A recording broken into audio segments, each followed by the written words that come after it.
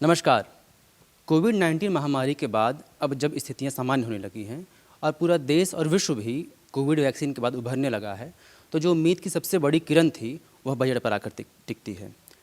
वित्त मंत्री निर्मला सीतारमण के नेतृत्व में यूनियन बजट 2021 का वो प्रस्तुत किया गया है संसद में, जिसके बाद तमाम सवाल, बहस अपनी तरफ है और क्या जिस स्थिति से उभरने की उम्मीद कर रहे थे, इस बजट से वो संभव हो सकेगा। और बाकी लोग की तो अपनी अपनी प्रतिक्रियाएं हैं ही। हम जानने के लिए आए हैं कि झारखंड में भारतीय जनता पार्टी के विधायक दल के नेता बाबूलाल मरांडी इस बजट को कैसे देखते हैं। निर्मला सीतारमण ने स्पष्ट रूप से कहा था कि 100 सालों में ऐसा बजट नहीं आया होगा जिस बजट को हम प्रस्तुत करने जा रहे हैं। आपने बजट को देखा, क्या वाकई ऐसा है बजट कि 100 सालों में नहीं आया था? देखिए, पहली बात तो आपने देखा होगा कि जितने भी बजट आते थे पहले, कोई भी वित्त मंत्री रहेगा तो कुछ ना कुछ नए कार या नए टैक्स लगाते थे, जनता के ऊपर बोझ डालते थे। तो उसमें से कुछ लोग खुश भी होते थे, कुछ लोग दुखी भी होते थे। लेकिन आज़ाद भारत में पहली दफ़ा एक ऐसा बजट सरकार की ओर से पेश की गई, और वो भी उस समय जो कोरोना का जो काल था, जो पिछले 1 वर्षों से पूरे देश ही नहीं बल्कि दुनिया की अर्थव्यवस्था बिल्कुल बैठ सी गई है, ठहर सी गई है। प्लस में तो नहीं कि माइनस में बिल्कुल जा रहा था। तो बहुत से लोगों को ये एक डर भी सता रही थी कि पता नहीं कि इस बार जब बजट आएगी तो कितनी टैक्सेस लगा दी जाएगी या लोगों के ऊपर भार पड़ेगा। तो तरह तरह के लोगों को एक चिंताएं सता रही होगी अंदर से। लेकिन सबने देखा कि जब बजट आज वित्त मंत्री ने बजट को रखा सदन के पटल पर और देश के सामने, तो जिसको कहते हैं ना, जनता के ऊपर कुछ भी भार नहीं लगाए और विकास के जिसको कहते हैं ना, सभी वर्ग और सभी पक्षों को ध्यान में रखा गया। अगर हम कहें जो भारत के जो प्रधानमंत्री बार बार नरेंद्र मोदी जी कहते हैं कि भाई भारत को आत्मनिर्भर बनाना है, तो ये आत्मनिर्भर बनाने वाली ये बजट है। इस बजट में आत्मनिर्भर बनाने के आप देखें स्वास्थ्य के क्षेत्र में, खास करके कोरोना को लेकर के जहाँ 35,000 करोड़ की बजट में प्रावधान कर, तो ये अपने आप में एक संकेत देता है कि भाई हम किस तेज़ी के साथ आगे हम बढ़ना चाहते हैं या बढ़ रहे हैं। फिर रिसर्च पर भी काफ़ी बल दिया गया है। पहले भी देश के प्रधानमंत्री ने बार बार इस बात को कहा कि अगर हमको दुनिया में नंबर 1 बनना है तो हमें रिसर्च के क्षेत्र में आगे बढ़ना है, तो उस पर भी इन्होंने ध्यान दिया। जो स्वास्थ्य की हम जब बात करते हैं, पिछले जो 1 साल का पूरा जो कार्यकाल रहा, इतना प्रभावित रहा आम इंसान, चाहे वो मध्यम वर्गीय हो, निम्न वर्गीय हो या बहुत उच्च वर्गीय भी हो, हर कोई कोरोना के चपेट में आया है, प्रभाव देखने को मिला है। ऐसे में इस बजट से उम्मीद की जा रही थी कि आम लोगों के जेब में कुछ पैसे बचेंगे, वो खर्च हो सकेगा, जिससे थोड़ा फ्लो बढ़ेगा, कैश फ्लो बढ़ेगा और शायद इकोनॉमी कुछ बूस्ट हो सके। उस दिशा में आपको लगता है कि इस बजट में कोई प्रावधान है कि लोगों के पास पैसा बचे जेब में? देखिए, पहली बात तो मैं कहूँगा कि लोगों के पास पैसा बचे नहीं कि जेब में पैसा आवे, इसकी बजट में सरकार ने प्रावधान किया है। पैसा आवे तब तो बचे। आपने देखा होगा कि भाई इंफ्रास्ट्रक्चर के क्षेत्र में जो काम करने पर सरकार ने विशेष बल दिया है और उस पर उन्होंने प्रावधान किया है सभी जगहों पर। जो स्वाभाविक है कि जब विकास का जो काम होता है, पैसे वहाँ लगाए जाते हैं बुनियादी ढांचा को सुधारने में, तो पैसा तो लोगों के जेब में आता है। तो लोगों के जेब से उन्होंने पैसे को निकालने की कोई मतलब क्या बोलते हैं प्रावधान नहीं किया, बल्कि लोगों के जेब में पैसा आवे इसकी उन्होंने बजट में पूरी तरह से प्रावधान किया है सभी क्षेत्रों में। अब जितनी भी क्षेत्र उसमें आप देखेंगे तो बजट में उसमें उन्होंने किया है। रोजगार के अवसर कैसे सृजित हो, इस पर सरकार ने विशेष ध्यान दिया है। तो इसलिए मैं समझता हूँ कि आज के तारीख में शायद ही कोई लोग दुखी होंगे। हाँ, वो लोग ज़रूर दुखी हैं जिनको उम्मीदें थी कि हम बड़े बड़ी आलोचना करेंगे, इस सरकार ने तो इस कोरोना में भी लोगों को नहीं छोड़ा, तो आज वो लोग ज़रूर अपने सर पकड़े होंगे, माथा पकड़े होंगे कि भाई ये क्या हो गया, ऐसा तो हम लोगों ने उम्मीदें नहीं की थी। आलोचना की जगह नहीं बचने दिया गया इस बार। जिस किसानों के बारे में ये लोग इतना आंदोलन कर रहे हैं, हल्ला कर रहा है रोज़ कांग्रेस पार्टी, और उसमें आपने देखा होगा किस प्रकार से एमएसपी या खरीदारी हो रही है। पिछले सरकार ने जितनी कुछ खरीदारी की थी उसके सारे रिकॉर्ड कोई सरकार ने तोड़ा हुआ है। तो ये साफ दिखता है कि सरकार की मंशा क्या है, ये साफ दिखता है। सही है कि इंफ्रास्ट्रक्चर में और एग्रीकल्चर में 75,000 करोड़ रुपए का प्रावधान किया गया है। तो बाबूलाल जी, क्या आप ये उम्मीद करते हैं कि जिस तरह से एक जो किसान जो आंदोलन कर रहे थे, अगर ये 75,000 करोड़ रुपए प्रावधान किए गए हैं तो इनमें एक तो सवाल कि क्या वाकई उनकी स्थिति में बदलाव आएगा? कृषि कानून के पहले भी जो स्थितियाँ किसानों की थी, जो गरीबी, जो जिस हालात में वो रहते थे, क्या वो बदलेगा? और दूसरा, क्या जिस नैरेटिव के साथ किसान खड़े हैं, चाहे वो सही या गलत जो भी हो, तो क्या वो बदल पाने में केंद्र सरकार सक्षम हो पाएगी? देखिए, पहली बात तो दो बातें आपने कहा कि एक तो आपने कहा कि भाई किसानों की हालत में, तो पहले ही देश के प्रधानमंत्री कह चुके हैं कि हम चाहते हैं किसानों की आय दोगुनी हो, और किसानों की आय कैसे दोगुनी हो उसके लिए उन्होंने ये जो 3 कानून बनाए उसमें से कई कई चीज़ों के प्रावधान किए। तो आज मैं कह रहा हूँ कि किसान, कुछ एक किसान को जो नेता हंसिए पर आए हैं तो उनको बरगला करके सड़कों पर लोगों ने बिठा रखे। इसे देश में कहाँ, पूरा देश में कोई आंदोलन हो रहा है। दिल्ली के आसपास जो उसमें भी हरियाणा है और पंजाब है और पश्चिम उत्तर प्रदेश है, उसी के लोग, और वो भी कुछ नेता जो कि उनकी आधार क्या है वो अलग इशू है, मैं यहाँ उसका विश्लेषण नहीं करना चाहता हूँ। तो वो सारे लोगों को एक्सप्लॉइट जिसे कहते हैं कर रखे हैं, और वहाँ लोगों को धरना बिठा रखे हैं। भाई ये तो बिल्कुल संविधान सम्मत कहीं से भी नहीं है। विरोध करना भी हमें संविधान में अधिकार है कि हम विरोध कर सकते हैं, बोल सकते, आंदोलन कर सकते हैं, लेकिन आंदोलन के नाम पर रोड को ब्लॉक करना और भी कानून को वापस लेना, ये क्या मतलब है?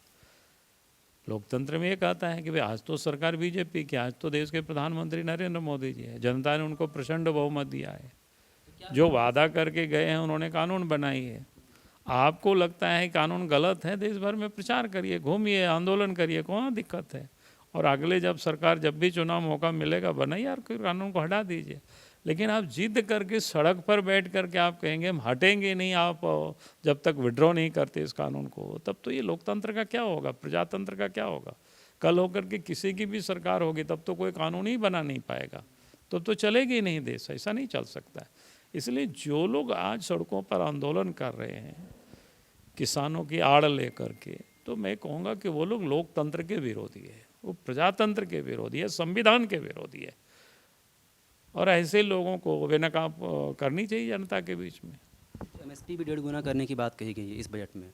तो मेरा सवाल था कि क्या इससे नैरेटिव बदलेगा? सरकार अपना स्टैंड के लिए एक और मजबूत कदम उठा पाई, आपको लगता है? मजबूत कदम तो सरकार ने उठाई ही, और सरकार बार बार कह रही है कि भाई एमएसपी, स्वामीनाथन कमेटी से कहते हैं, स्वामीनाथन कमेटी की जो सिफारिश थी वर्षों से पड़ा हुआ था, कांग्रेस पार्टी ने तो उसको कुछ नहीं किया था। लागत की जो 1.5 गुना कीमत किसानों को मिलने वाला था, इसको तो सरकार लागू कर रही है। आज उसका लाभ जनता को भी मिल रहा है। आज आप देखें उस एमएस में भी जो किताब ये है, 2014 में क्या था पेडी की, 2014 में क्या था गेहूँ की या धान की, तो ये आप सब चीज़ देख लीजिए। उस समय अरहर की क्या कीमतें थी और 2019-20 में क्या कीमतें से खरीदे जा रहे हैं, तो आपको समझ में आएगा कैसे और कितना खरीदारी भी हो रही है, ये भी समझ में आ जाएगी। और फिर आज तो उन्होंने कहा कि और भी 20 ऐसे फसल है जो नष्ट होते हैं, उसको भी उस दायरे में लाया जाएगा, उसके भी एमएसपी तय होंगे। तो ये फिर बहुत सारे किसानों के लिए काम सरकार कर रही है। हम लोग बाबूलाल जी झारखंड में बैठे हुए हैं और झारखंड की जनता में देख रही है, आप झारखंड के प्रथम मुख्यमंत्री भी रहे हैं। ये एक बात आ रही है कि इस बजट में झारखंड के लिए कुछ विशेष नहीं था। जो योजनाएं हुई तो वो है, लेकिन झारखंड में जो पलायन का मुद्दा, क्योंकि एक बड़ी संख्या में लोग बाहर रहे, जो क्राइसिस हम लोगों को लॉकडाउन के दौरान देखने को ही मिला, वो लौटे, तो उनके रोजगार के लिए या झारखंड में कुछ विशेष नहीं कहा गया। देखिए, सामान्यतः अगर इस बजट को आप देखेंगे, देश के परिपेक्ष में बजट को इन्होंने पेश किया है, और भारतीय जनता पार्टी कोई पार्ट पार्ट में ऐसे नहीं सोचती है कि इसको थोड़ा दो, इसको थोड़ा दो। अगर आप देखें बजट में, तो अगर आप झारखंड की बात की, झारखंड आप इसलिए कह रहे हैं कि चलो भाई यहाँ जेएमएम के नेतृत्व में सरकार है, अपोजिशन की है, तो बगल में तो बीजेपी की सरकार है ना, बिहार में, फिर बगल में और यूपी में तो बीजेपी की सरकार है, मध्य प्रदेश में बीजेपी की सरकार है, ऐसे कई राज्यों में सरकार है उनकी। तो फिर उन राज्यों के लिए कहाँ चर्चा की? चर्चा किन राज्यों के बारे में जहाँ किए, आप देखेंगे कि जैसे तमिलनाडु है, तो केरल है, बंगाल के बारे में चर्चा हुई है। इन दोनों राज्यों में चुनाव है।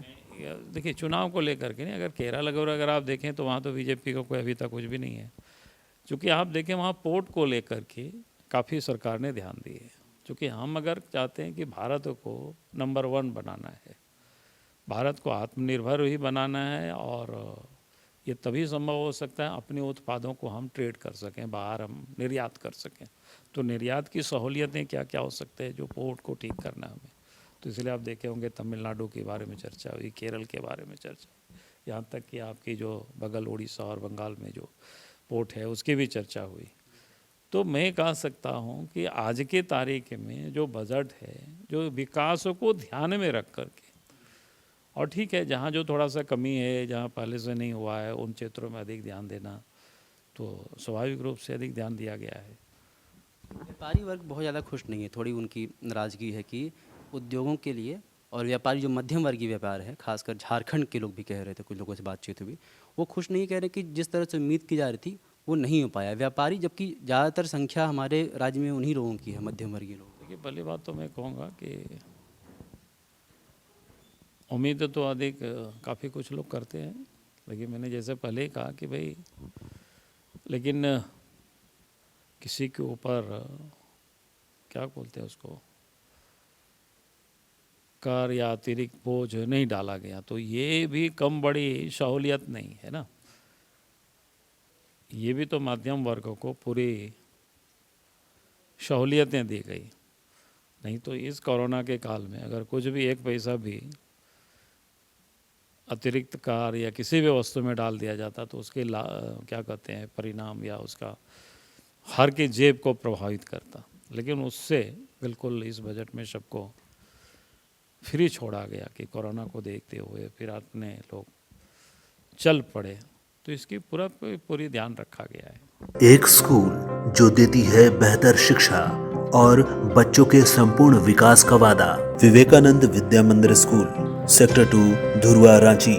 एक आखिरी सवाल, और सवाल ही नहीं, कमेंट आपको मैं चाहता हूँ कि आप दें, इस बजट के आने के बाद देश की अर्थव्यवस्था क्या लगता है कि सामान्य हो जाएगी तुरंत, या किस तरह से इस बजट के बाद एक सकारात्मक पहलू आप देखते हैं भविष्य में, नियर फ्यूचर में, जो सिर्फ इकोनॉमिक्स ही नहीं, अर्थव्यवस्था ही नहीं, आम जनजीवन जो प्रभावित हुआ है वो बेहतर हो सके? देखिए निश्चित रूप से आम जनजीवन बेहतर होगी, क्योंकि हमने कहा कि पहले के ऐसे इंफ्रास्ट्रक्चर में विशेष बल दिया गया है कि भाई हम उसको हमें ठीक करना, रिसर्च पर बल दिया गया उसको हमें ठीक करना।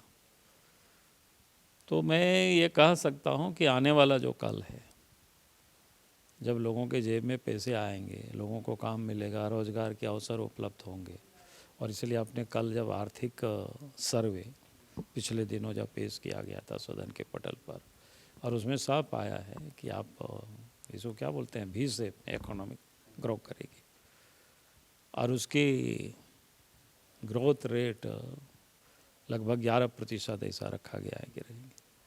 तो ये बड़ी बात है, माने जहाँ एकदम हम माइनस में चले गए थे और फिर हम छलांग लगा रहे हैं। तो जो पिछले दिनों या पिछले बजट में जब प्रधानमंत्री ने यह कहा था कि हम अगले 5 वर्षों में $5 ट्रिलियन की इकोनॉमी हम भारत को बनाएंगे, तो अब लगता है कि उसके हम थोड़े ही दूर हैं।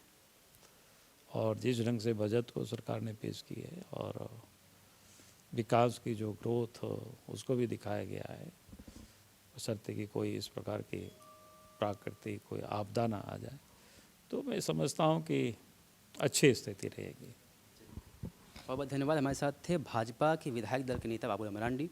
स्पष्ट रूप से कहा कि ये बजट इस तरह का है कि जो 5 ट्रिलियन इकोनॉमी का जो सपना यह देश देख रहा था, प्रधानमंत्री देख रहे थे, उस तरफ पूरा करने में थोड़ी ही दूरी बची हुई है, और यह बजट इसमें एक महत्वपूर्ण भूमिका निभाएगी। साथ ही जिस क्राइसिस से हम और आप झेल रहे थे, जिससे उभर रहे हैं, अब इस बजट के बाद वो हमारे लिए आसान हो जाएगा, और यह देश फिर से जिस तरह से अर्थव्यवस्था गिरी है, एक स्टीप अप के साथ यह देश फिर से उठ खड़ा होगा।